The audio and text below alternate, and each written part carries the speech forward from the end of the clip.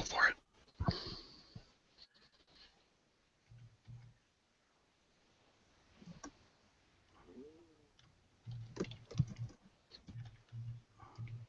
Hit that theme.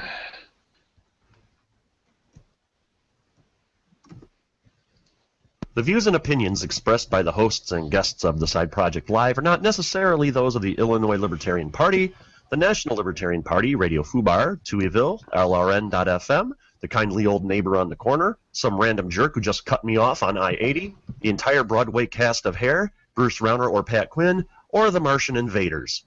So there. We'd like to invite you and all the members of your household to gather around and special episode of Side Project Live. And what's so special about it? I'm not wearing any pants. Know who likes special entertainment like that? My mom!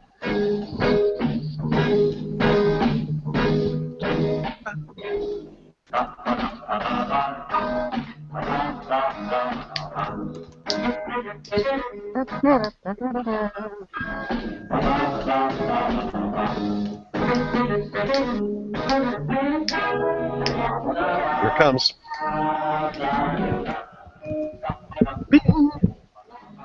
And welcome once again, friends, neighbors, countrymen, Romans, ears, what have you, to another side-splitting, laugh-a-minute, blah, blah, blah, blah, blah, episode, Side Project Live, from the first floor of the Side Project Mental Health Care Facility. This is Jimmy G. From Indianapolis, this is Lex Dorn. And from Lockport, Illinois, hi there, it's Eric Ferguson. And, you know, one thing, I've brought this up before, one thing I wish Google would do with Hangouts is that at the bottom of the screen I got these little icons I can click to shift focus of the camera, but you have to keep clicking on it. It would be nice if if they could just use the number keys on the keyboard, like 1 I could go to Eric, 2 I could go to Lex, 3 I could go to me, because then I don't got to keep, it's easier for me to do that than to click things because, you know, I don't have as fast reactions with the mouse as I do with the keyboard. And that has been Side Project Tech Minute. Just to remind our listeners, you can contact us at thesideproject2@gmail.com. Our Twitter is at thesideproject2 or hashtag TSP Live. And you can leave us a message on our Google Voice line, 815-200-4912. And speaking of the Side Project email address, I've gotten some interest from somebody emailed us about being a guest on the show, and it's a pretty good guest. I'll just drop this hint: the person is the president of a major libertarian organization in this country. So that's to look forward to. That will be the tentative date for that show will be Valentine's Day. So more information will be available as time goes on. Hey, Palin, Bud, you shut the door for me, please. Thanks, Bud. That was my boy. So there's that. Later this month, we will be having Claire Ball, I believe is the name. She is running for College of DuPage trustee up here in DuPage, Illinois. She's long time with the Libertarians, wife of Brian Lambert, and we're going to be talking to her at the end of the month. Excuse me while I get pop and equate cough drop. Equate, the official cough drop brand of Side Project and Walmart. There we go. And that's the show. See y'all. No. So how you guys doing? How you guys doing? We're good, thanks. My batteries are recharged, and I'm ready to start off the new year by continuing the fight for liberty. Right on. Yeah, I'm just looking forward to being able to walk again. As people may know, that. Oh, by the way, apologies for the Christmas episode. I realized after listening to it last week that I accidentally linked to the wrong audio. So you got a episode from November, and you didn't get our Christmas episode with the gift for your daughter, gift for my daughter by Harry Brown. I have rectified that, but it's after the new year, so it's not really a Christmas episode anymore, but it has been fixed. So there you go. That's what I get for not being actually up at my main computer. You might notice that this camera that I'm on is a lot fuzzier, and you can actually see what I'm seeing if you look into my glasses. That's the thing that sucks about glasses, especially if you got a light. But yeah, like I was going off. I had surgery at the beginning of December, and I haven't been able to walk. Basically, had to have my whole foot rebuilt, and wow, surgery is an ordeal. But wanted to rant about something here real quick. You know, people talk about the Americans with Disabilities Act and how it can be abused and blah blah blah blah blah. I have an opportunity to abuse that law, but I'm not going to do it. I would be abusing it against the government, the people that enacted that law in the first place. Here's the deal. Okay, I've had surgery. Since I've had my surgery, I've been on disability. I get off of it next week. I should be returning to work next week. Not willingly. But the week before I went in for my surgery, it was like the end of November, I was driving to work, and I got pulled over by the cops who apparently didn't have enough donut money. And I got 3 tickets: driving without insurance, speeding, and following too closely. Now, following too closely, he wrote me up a warning. So I had to go to court for the speeding ticket and for the driving without insurance. I did have insurance, I just couldn't locate the card. So, had to go downtown Joliet, Illinois, which is the county seat of Will County where I got the ticket. Let me backtrack a moment. Since I've had surgery on my foot, I obviously can't put weight on it. I can't walk on it. And I'm a klutz, so I don't use crutches. So I've got this, my insurance is renting this like scooter deal that I can kneel on, and I've got handles, and it's pretty badass. It's sitting right here, but I don't feel like turning the laptop. Yeah, you know what, screw it. Yeah. There it is. I think you can see it. If it wasn't mine, I'd be putting flames on the side of it. But the wheels on the thing are kind of small. It's not like a wheelchair. You got the big wheels on the back, small wheels on the front, although I imagine wheelchairs have probably the same issue that I'm going to be talking about here. Several years ago, well, really a couple decades ago, casino gambling was legalized in Illinois. I'm not going to say riverboat gambling because from the get-go, we all knew that you weren't going to have the boats go out on water. When this happened in Illinois, Joliet got a couple of casinos, and because of that, they were suddenly flush with cash. And so they decided to rehabilitate, revamp, whatever, renovate the sidewalks downtown Joliet. Yeah. Well, they're nice. It needed a little dressing up, so okay. Yeah, I mean, seeing as nobody goes into downtown Joliet for anything other than you would go downtown Joliet for anything other than the Rialto Theater. Yeah, court. Yeah, or court.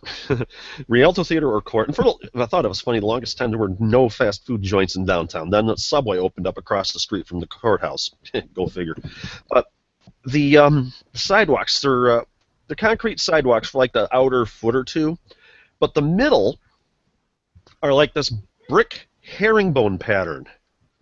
So, like, you know, the sidewalks, normally they have the joints that are like a cross. But the places where the herringbone pattern are the shape of an X. That sneeze comes at no extra charge to you, the consumer. Thanks. Consuming and sneeze. Figure that one out. But the bricks are in a herringbone pattern. And when I was,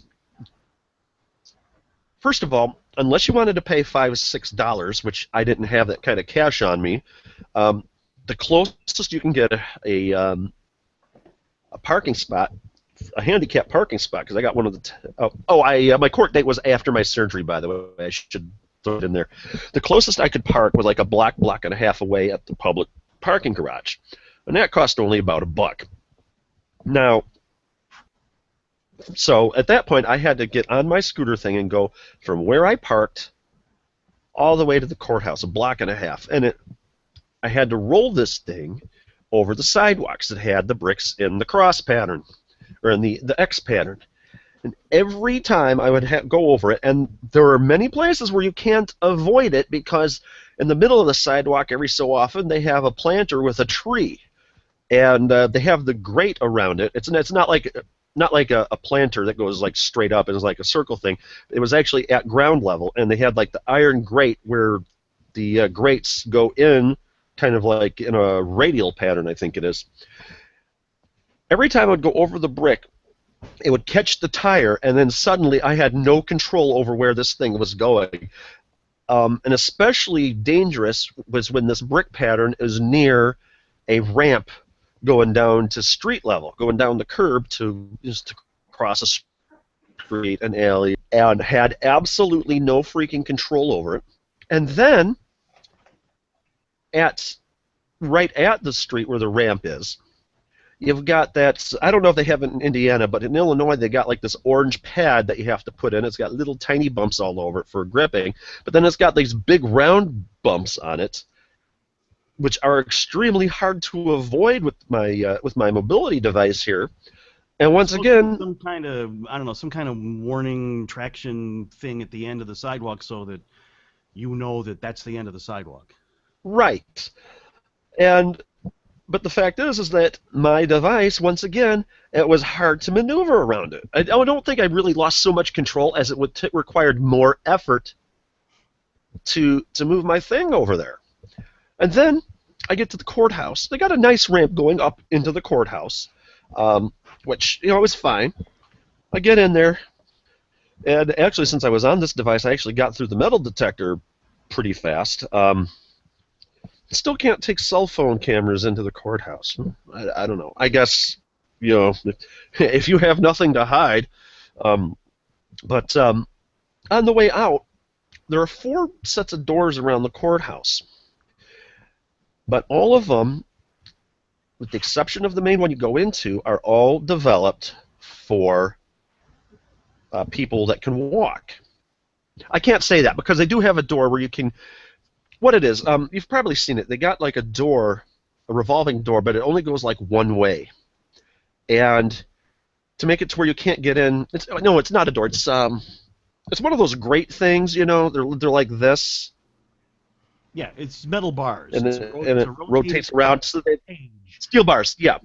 Right. And that way you can't actually get in there. You can only go out unless you like being crushed. That's for a horror movie, somebody getting trapped between those things and somebody beats. I have to think about that. But there is a door on the side of these things to where people can get around them, like if you're handicapped or whatever, and get out through that door. And it's not like the sidewalks there don't have ramps or anything. They do. Those doors are freaking locked. Yeah. So I had to go back through the metal detector area to get out. And then I had to go back through over all of this crap. It just goes to... I'm learning a lot being on these things about how hard it is for people to get around and the struggles that, people that have to be in a wheelchair or on crutches or whatever permanently have to go through. I mean, I'm really learning a lot. I won't say I have the experience because a lot of experience is I don't have all the experience. I only have like a small taste of what's going on. Yeah. But the laws that are requiring all of this, all of the stuff for handicapped access, a lot of it doesn't make sense and is really counterproductive. Yeah, but the worst of it is with the sidewalks in downtown Joliet, those are not conducive to people that are on a mobility device. And I imagine since wheelchairs have the smaller front wheels for the most part, that those wheelchairs get caught up in them, and God forbid you get the wheel caught in a grate near one of the planters. Yeah. I mean, you get your wheel caught in that, you're dead in the water.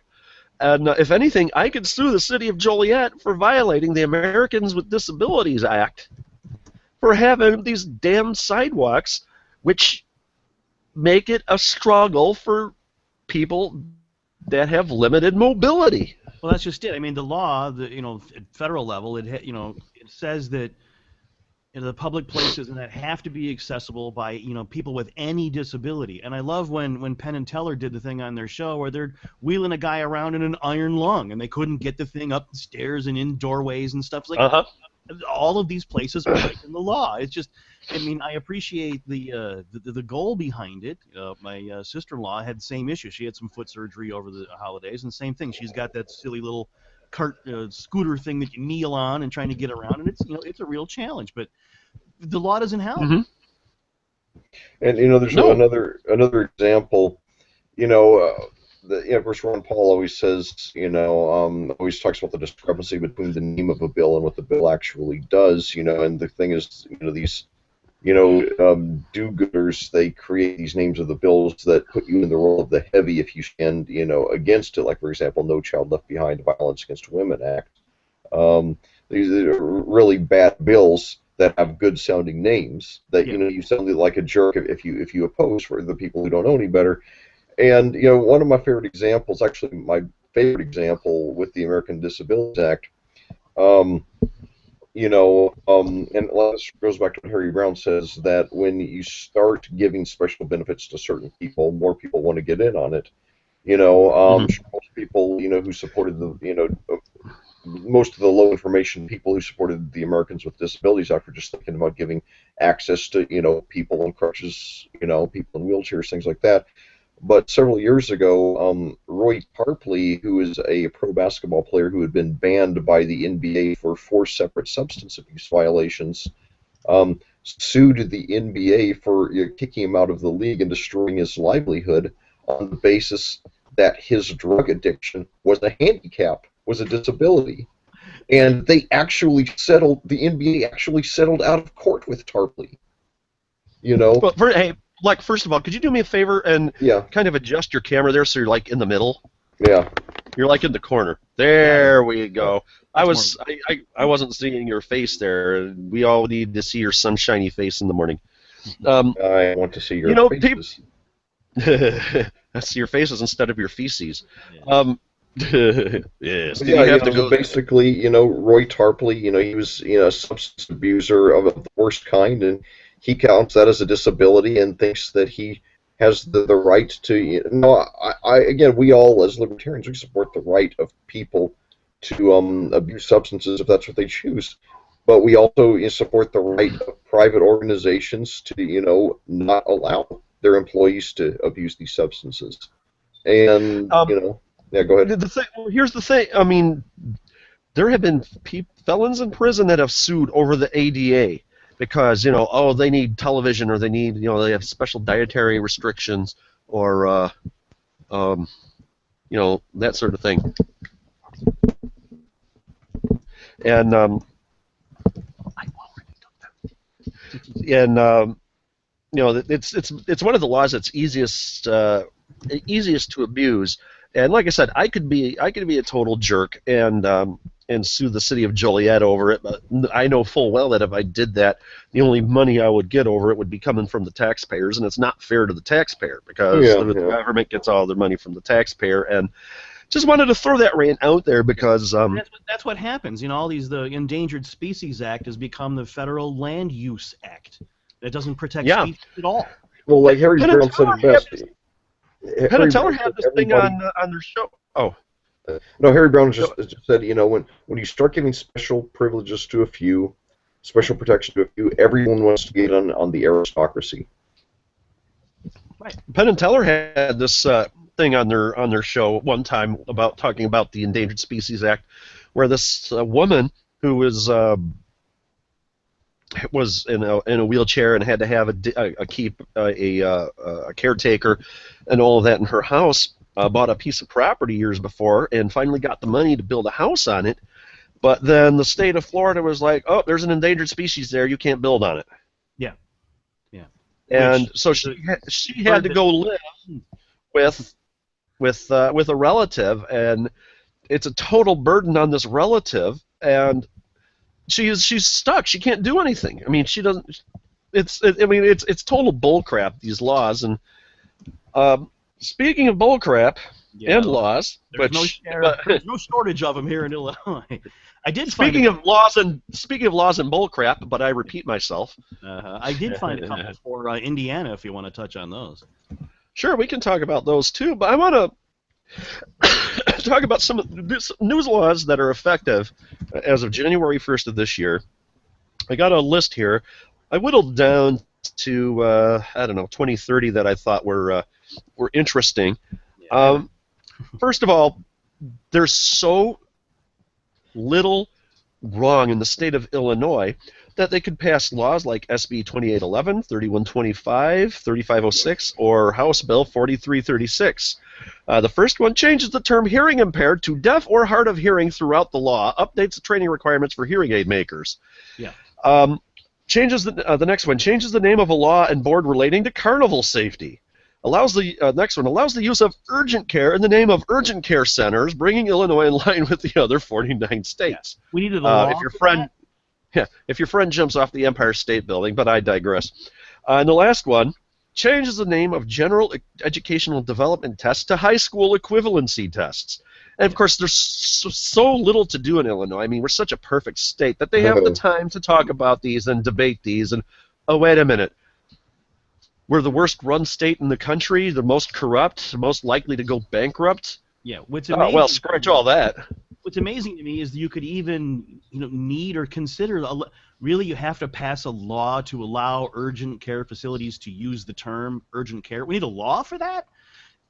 It's like telling McDonald's they can't use the name restaurant. Yeah, you mean they couldn't do it before? It was against the law to use the words urgent care? Really? Look, Illinois, 3,800 Senate bills, over 6,300 House bills. Just this General Assembly. When we get a new General Assembly, they start over with one, and they'll make 6,000 of them again. Thousands of resolutions, but the state has $161 billion debt, 22% debt to GDP. Oops, and we're worried about the term hearing impaired. Yeah, it's just, it's one of those things. I am all for tolerance, but I hate political correctness. Yeah, well, look, here, House Bill 4093 increases the penalty for manufacturing meth near a school because apparently it's more dangerous if you make it closer to a school. Yeah, and we've talked about it before. That law totally ignores the reality and the fact that if drugs were the drugs weren't illegal, most likely there wouldn't be something dangerous like meth out there. Because meth manufacturers don't have cars or bicycles. They can't possibly get the meth to the school. They have to make it next door. It's just insane. Oh, yeah. Yeah, and of course the thing location.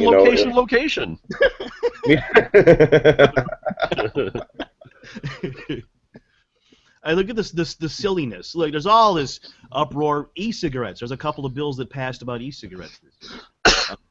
A House bill, I have it here, 5689, requires that e-cigarette liquids be sold in child-resistant packaging. Because apparently kids like to drink it or something. I don't know. And children can't possibly open child-resistant packaging. I keep it safe from babies, whatever. But it's perfectly legal to keep your little, detergent pods under the sink, whatever. Followed by House Bill 5868, which requires e-cigs and similar products and all the stuff to be sold behind the counter. They can't be out where the kids can get them anyway. And here, I mean, it doesn't make sense to me. Again, they're making it harder for people to get the e-cigarettes, and e-cigarettes have been proven to help people kick the cigarette addiction. And I've known several people that have been using the e-cigs, and they're making it harder for them. They're criminalizing it, basically. I mean, that's what they're doing. They're adding a stigma to it, and what's that going to accomplish? I mean, spend let's make things dollars encouraging you to stop smoking, and then make it more difficult for you to stop smoking. Well, because if you stop smoking, they don't get the tax money. While subsidizing the tobacco farmers at the same time. Yes. And while tobacco-producing states took portions of their share of the tobacco lawsuit settlement money and subsidized tobacco farms. And that was one thing about the late Jesse Helms that always got me. That of course, he was from North Carolina, and he was such an advocate against an advocate for the war on drugs, while at the same time supporting all these subsidies to tobacco farmers, which produce a substance that kills far more people than all illegal drugs combined, dozens of times as many people. Oh man, there's some Yeah, there's more stuff. I mean, this is just unbelievable. Oh, this one's going to be fun. A Senate bill. Illinois has a state OSHA now, so that'll be. Oh, I missed that one. Oh yeah. But I liked where was it? Illinois Senate Bill 3049. We were talking about cigarettes just a moment ago, and Leck brought up subsidies to tobacco farmers. Well, we don't have tobacco farms here in Illinois, as far as I'm aware. But Senate Bill 3049 adds the gray wolf, American black bear, and cougar to list of protected species under the Wildlife Code. Allows you to kill one if you or your property are imminently threatened, or apply for a permit if the animal becomes a nuisance. In the last 50 years, well, let's say 46, because that's as long as I've been alive, there has been, I don't know about cougars. I think there was a cougar sighting in Chicago about 5 years ago, and it came to Chicago all the way from the Black Hills. Don't ask me how they figured that out. So it crossed like 1,100 miles. About 2-3 years ago, a black bear was sighted in DeKalb County, which is about 60 miles from where I currently live. Right. And yeah, we're adding them to the protected species list. And I don't get this.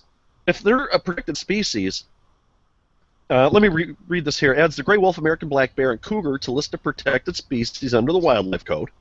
Allows you to kill one if you or your property are imminently threatened, or apply for a permit if the animal becomes a nuisance. So you could kill a black bear if you or your property are imminently threatened. That doesn't sound protected to me. It reminds me of that episode of South Park where they were where the boys were going hunting with their uncle Jimbo, and no relation, and he and every time they shot something, he would yell out, "It's coming straight for us!" And the kids were like, "Why are you doing that?" "Well, we can't shoot it if we don't say that." Isn't that crazy? Look, here, Senate Bill 2999 requires roofers to submit proof that they pay unemployment insurance. Really? Roofers were exempt? They didn't have to? Doesn't every employer have to do that? Yeah, there's a lot of that. There's a lot of these types of laws like that coming into Illinois, and you're thinking like, they don't already. That's not already a law. Where was the one? I'm trying to find. There was one really egregious one here. Oh, here it is. House Bill 5290 makes it a crime to solicit naked pictures of a child from the child's parents as a means of seducing the child or the parent into performing a sex act. That isn't illegal already?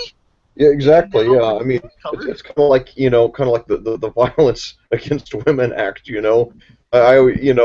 Where in America is violence against women legal? Where is violence against anyone legal, with the exception of self-defense? We have laws, and even that's illegal some places. We have laws listing violence against animals. How is violence against women need its own special law? Oh, exactly. And the thing that gets me, Illinois is not. This isn't the only egregious thing of passing a law where there's already a law in place not being enforced. Several years ago in Illinois, they passed a law making it illegal to text while driving. Illinois already has a distracted driving law on the book. It's not specific. It says distracted driving, but they don't enforce it, because I'm of the opinion if they enforced it, then they would have to throw all the cops in Illinois in jail for drinking coffee and eating donuts in their cruiser. Well, that's just it. It's supposed to cover all that stuff, brushing your teeth and shaving and reading the paper and all the things that people do on their morning commute. I see them do it. It's ridiculous. But all that stuff is supposed to be covered. How is texting not in there? It's just ridiculous that you need a special law. And not only that, but paradoxically, the places that have passed the anti-texting and driving laws have actually seen an increase in traffic accidents, because now what you have is people who are trying to be even more secretive about their texting and driving and taking their eyes even further off the road. I mean, I see people sometimes, like here in Indiana, sometimes you'll see a guy like he's driving and he's holding his phone near the top of the wheel, so at least his peripheral vision is on the road. You know, Well, you guys know I like to expand my vocabulary, and I can't use my the little app on my phone at word a day. So now when I drive, I take my whole Webster's dictionary, and I've got the Encyclopedia of Dictionaries, got like 10 different dictionaries in it, and I read that while going to work now because it's illegal for me to look at my phone. Right. Nice. Oh man, yeah. Here we go. Let's see. House Bill 4787. Oh, trust me, folks. The fun continues. There's thousands of these. Thousands. It's unbelievable. Allows communications. Apparently, it was banned before. Allows communications between condo boards and condo owners with email and text. We needed a law to allow them to send each other an email. What? Whoa! What? Now, next thing you know, they're going to have a law out there requiring or allowing them to use carrier pigeon. You may now use a telegraph machine. Here, House Bill 4745. Parents cannot let minors use their camper or boat or whatever to let the minors drink alcohol. It's your private property. That's already illegal. You can't do it in your house. What makes you think you can do it on your boat? Special law. Isn't it illegal for minors to drink underage already, no matter where they are? yeah. You know what the purpose of these laws are? To make politicians look add good. more. Well, there's that, but it's also to add penalty on top of penalty. Yeah. That way, more money comes into the state, and in a state as poorly run as Illinois, the more money they can get in, the better. So make So make adjustments to the criminal code and increase penalties. I mean, there's ways to do that without making thousands of ridiculous laws. And there's another one that is among the most ridiculous, and this is one thing that liberals have really, jumped on the bandwagon of is, hate, crime laws. Oh yeah. And here's the whole fallacy of it. The two watershed cases. Now, granted, both of these were back in the '90s, but you had Matthew Shepard. He was, a gay boy. I think he was like in his early 20s or so in Wyoming. He was killed apparently because of his sexual orientation by two men. And then you have James Byrd, a black man in Texas, who was, killed in one of the worst ways possible by three white racists. Now, and that those two murders called for hate crime laws to be passed. Well, here's the problem: the killing of Matthew Shepard and the killing of James Byrd, for those of you who don't know, were already against the law. It's called murder. How many crimes are committed out of love? No, we need a hate crimes crime law. Not only that, but even people were talking about what a travesty it is that they didn't have hate crime laws in those states. Well, let's look what happened without hate crimes. The two men who killed Matthew Shepard and the three men who killed James Byrd all either were convicted or pled guilty. The two men who killed Matthew Shepard got life without parole, the maximum sentence in Wyoming, which is a non-death penalty state. Two of the three men who killed James Byrd got the death penalty. The third got life without parole. Now, I'm against the death penalty, but my point is that, these men all got, the system worked exactly like it was supposed to without hate crime. We had laws against murder. That was enough. It occurs to me that if you are going to commit a crime in which you kill somebody or steal something from someone, I don't care what your motivation is, whether you love the person or hated them, it should be prosecuted to the fullest extent. You should get the maximum penalty, that is afforded without having, without regard to your motivation. I mean, you kill somebody, well, depending on the state, either I'm against the death penalty, but life in prison. And then you get these judges that hand down multiple life sentences. So what? I mean, you die, you get reincarnated, and the second you're born, you're in jail again. It makes no sense. There is actually a legitimate reason for that, and at least in some cases, like for example, like Wayne Williams, who was convicted in the Atlanta child murder case back in the early '80s. the reason they gave him multiple life sentences is so that if he's ever paroled for one of those life sentences, they can still keep him in prison for the rest of his life. Right, or something like that, or if someone is found later to be not But guilty then- of one of these crimes, the other ones still stick. Yeah, because in the case Okay. of Wayne Williams, I it's understand important that, to remember. In the case of Wayne Williams, But if you get paroled early, I'm going to say, but if you get paroled early, if there's a possibility of early parole, then don't call it a freaking life sentence because it's not. yeah, I understand, but in the case of Wayne Williams, it should be noted of the 28 children who were killed in that string of murders, he was only convicted of 2 of them, but they have enough evidence to probably convict him of 13 more. So if by some technicality he's released of one of those convictions, they can still keep him in. But yeah, I understand. Let's not forget that Capone only crime he was ever convicted of was tax evasion. Capone? Yeah, that's right. Yep. Yeah, that which was a sad commentary. Yeah. You know what we should do? We should do a show from I know right where it is. We should do a show from Al Capone's grave up in I think it's Hillside, Illinois. There you go. People go to that cemetery all the time just to see his grave. I've actually been up there once. We should do a show from there. I'm sure the cemetery wouldn't like it, but hey. But hey, you were saying, Eric, you got some laws from Indiana? Yeah, there's a few from Indiana. There's more fun in Illinois, but yeah, we can touch on This is true.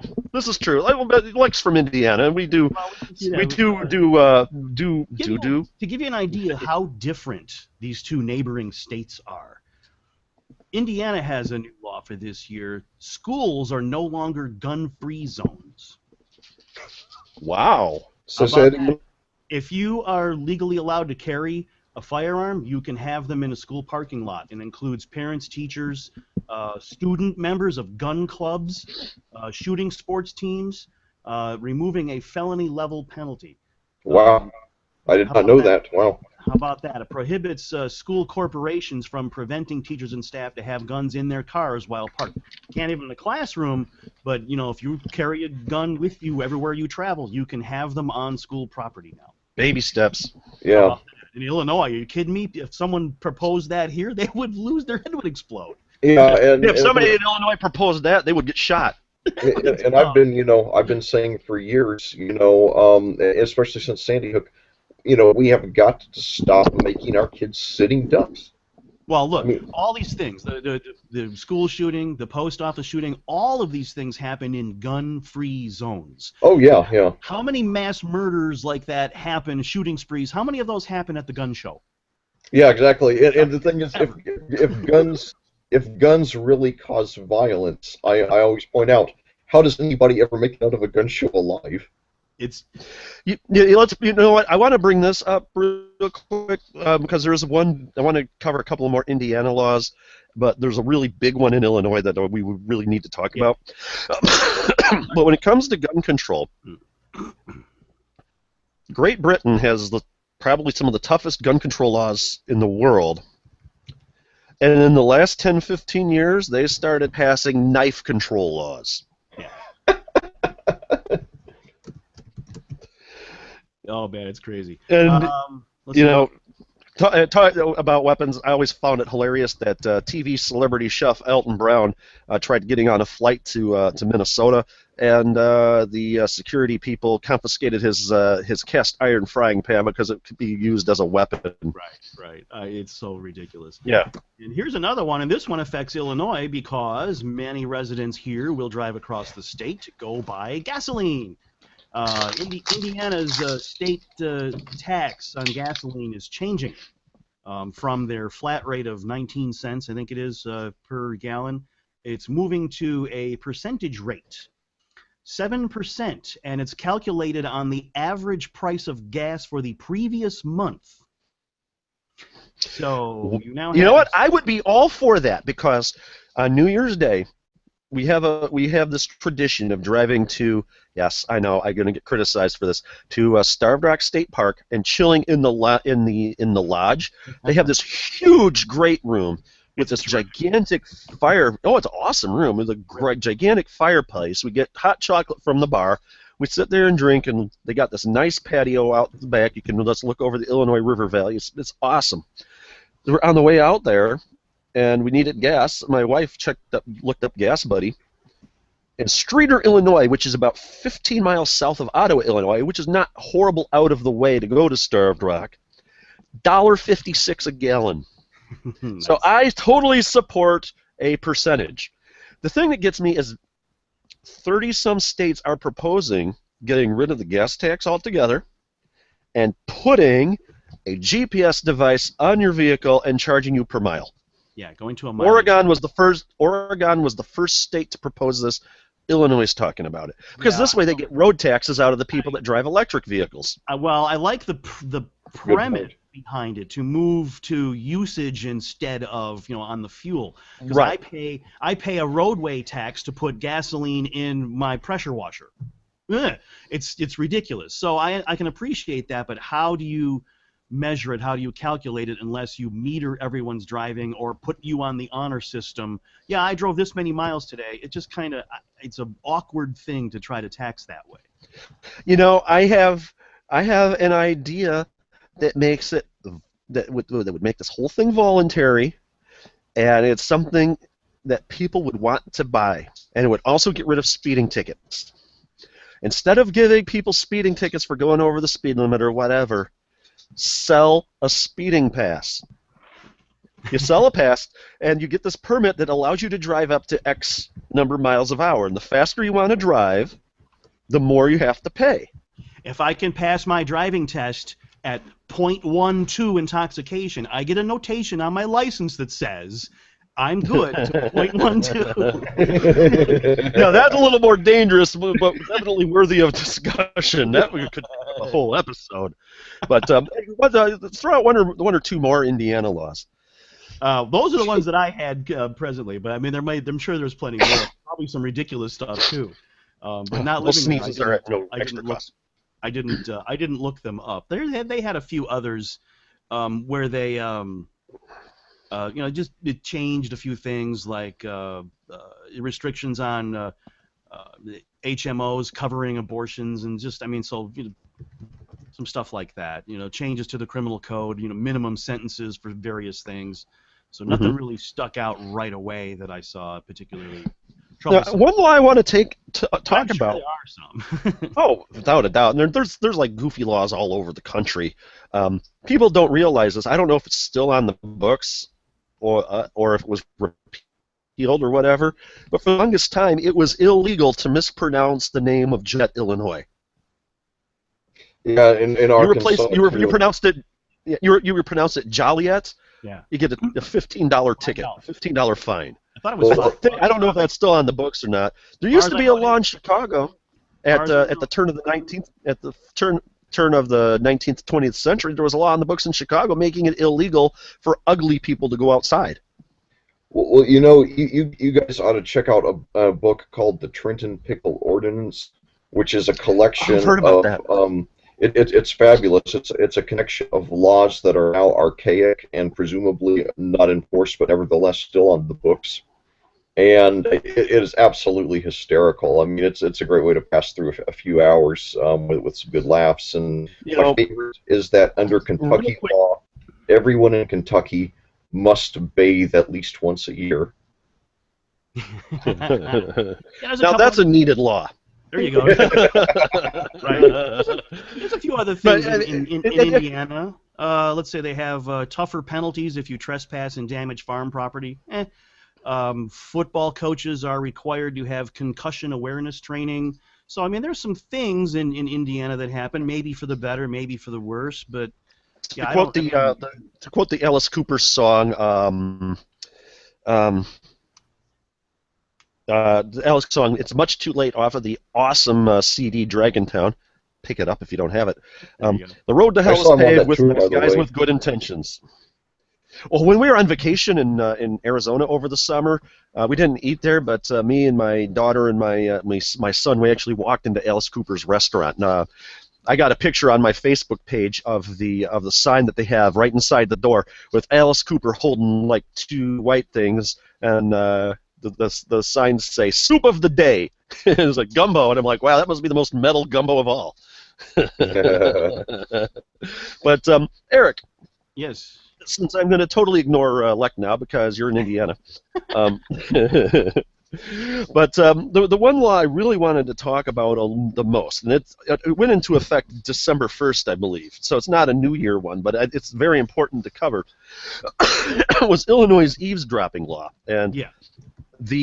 I've read the law several times. The first time I read it, it was like, this is actually pretty good. We can actually record the police now. Yeah. Then I missed the part where it makes it easier for police to eavesdrop on us. Then I read it again, and I'm like, wait a minute, it doesn't change much at this all. doesn't really change much. No, it doesn't. So let's talk about that. The thing about recording, the police, this thing is under the eavesdropping law. It is illegal in Illinois to eavesdrop, which, okay, I guess you can't spy on your neighbors, you can't do those sort of things, and so there's a law about that. The problem with this, the words of this law is it's vague. Defining eavesdropping is a little strange. So, as far as I can tell, and I read through the compiled statutes and I read through the text of this bill and the things that it changes, what I gather is it is completely legal for you to record a police officer or a public official in the performance of their duty if you do it openly. Eavesdropping refers to doing these things secretly. If my neighbors know that I'm recording them, that's legal. If they don't know, it's illegal. So that's where this is in the eavesdropping law. So if you secretly record police, that's a crime. One of the things that they changed, they just updated it. They updated what some of eavesdropping devices are and what some of the means of recording them are because it's an old law. It didn't allow for camera phones, that kind of stuff. So they made some changes there. The biggest thing it does is reduces the penalty pretty significantly for doing it. If you record a public official, eavesdrop on a public official, it was a Class 1 felony. Now it is reduced to a Class 2 felony, or Class 3, and then the second offense is a Class 2 felony. So it reduces the penalty for doing this. However, the penalty for doing this with a public official is still higher than an ordinary citizen. So if I eavesdrop on my neighbor, I get a slap in the face. You eavesdrop on your police officer, you go to jail. It's so it's still not friendly. It's a little more friendly, but it's not friendly. And it does relieve some of the pressure that they have in getting a court order to spy on you. Now they can do it under some, just cause. Oh, well, we think they're selling meth in their house, so we're going to spy on them, and we don't need a judge's approval. That's the status of the I'm looking at it. I'm looking at this, and it occurs to me that different organizations, different reputable organizations, have different opinions of this law. Yeah. And even the ones that think that the part about recording the police is good still haven't endorsed the law. Like, let me see, where was this one from? Well, I don't remember. I don't see where this is from, but let's see here. I think it's great under the new bill, a citizen could. Yeah, no, it says here, under the new bill, a citizen could rarely be sure whether recording any given conversation without permission is legal. The bill would make it a felony to surreptitiously record any private conversation, which it defines as any oral communication between two or more persons where at least one person has a reasonable expectation of privacy. Yeah. When does the person you're talking to have a reasonable expectation of privacy? The bill doesn't say, and that's not something an ordinary person can be expected to figure out. And it never law did. must be clear. Right. It's not new. In the original version of this law, it wasn't defined there either. What is reasonable? It doesn't tell you what reasonable means, and it doesn't tell you what surreptitiously means. They're very vague, so you don't know necessarily if you're breaking the law or not. Here, the bill says it would only be a crime to record someone where there is a reasonable expectation of privacy, which should mean that recording public encounters with police would not be a crime, and that the old law's fatal constitutional flaw would no longer exist. But then the ACLU opinion on this is we cannot be arrested or prosecuted under the new statute for recording on-duty government officials who are talking to the public as part of their jobs, because those conversations are not private. All right, well, that's one thing. The new statute respects the appellate court ruling in the case of the ACLU brought against the Cook County State's Attorney's Office. On-duty police officers have no reasonable expectation of privacy in their conversations in public places. Okay, but what if it's a one-on-one traffic stop? Right, and that's the problem. Is that public? Can a passerby, someone walking along the road, hear this conversation? Now it's public, but if no one else is standing there, it's private. It's very strange. So, if there's a reasonable expectation of privacy, you cannot record the officer. So, if there is an officer on a street corner downtown Chicago, you know, where there's people going by all the time, you can record them. If you are on stopped by a cop on some corner in the middle of, I don't know, Livingston County or Ogle County, let's say, or Putnam, there's few people there. Like Putnam County, you know, Indiana. is that a private? Is there a reasonable expectation of privacy there? Just because it's one-on-one, you are in a public place, but there's nobody around you. Right. Well, how about at private door? How about, you know, an officer comes to your, knocks on your door to discuss whatever it is, one or more parties. So, do one or more parties in that situation think that it's an expectation of privacy or not? It's very vague, and you may or may not be arrested for this crime. Where does it end? Because, like, I was in my thing with Putnam County, is it private until somebody happens to drive by, and then it's public, and once they're gone, it's private again? Yeah. I mean, the bill doesn't say it. A lot of that bill is like, and this is a real big pet peeve of mine, is a lot of the, you know, strike section whatever from the bill, replace it with, and remove all verbs from section A, replace them with adjectives that have to do with colors, and, you know, I mean, that's... What's the old adage? Two things you never want to see being made are sausages and laws. You know? Yeah, it's the whole thing is very strange. And then there's other language in there that, you know, could be dangerous if, you know, government wanted to pursue it. The equipment used for this eavesdropping, it's illegal to possess. The eavesdropping law says you're not allowed to have eavesdropping devices. What are they?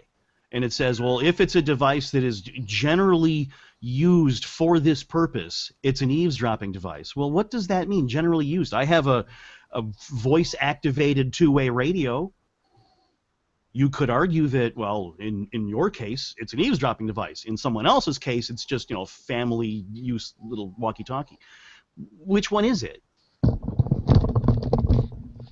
And that makes it really dangerous. It's a vague law, and they adjusted it, and it's no less vague than it ever used to be. Where'd you go, Jimmy? He died. Well, yeah. The thing is, you know, and this, by the way, this is Senate Bill 1342. Why such a small number? Because it began its life as something else. It's just another example of why term limits are of little value. It's a big thing. Our governor ran on that as a big campaign issue. I support term limits. No, he doesn't. He's going to serve as many times as he could, but that's beside the point. These things don't work. They've already been proven to not be helpful and possibly be harmful. It's all about trying to get our Speaker of the House out of office. He's been there far too long, so people want term limits to get rid of him. But it doesn't help. They get to set the calendar and decide when these things come up for vote and all that sort of thing. Well, this eavesdropping law didn't begin its life. They just changed it. So they amended the bill. And it began as a Department of Juvenile Justice Mortality Review Team Act. Whatever. The amendment that changed it strikes everything. Replaces everything after the enacting clause. And they just completely changed the bill. because it was available. It was on the calendar coming up for vote, but it's not what they really wanted to vote on, so they just amended it to eliminate everything it used to be and make it something new. So in that case, it doesn't matter who the speaker is, who decides what gets on the calendar or not. Just change it.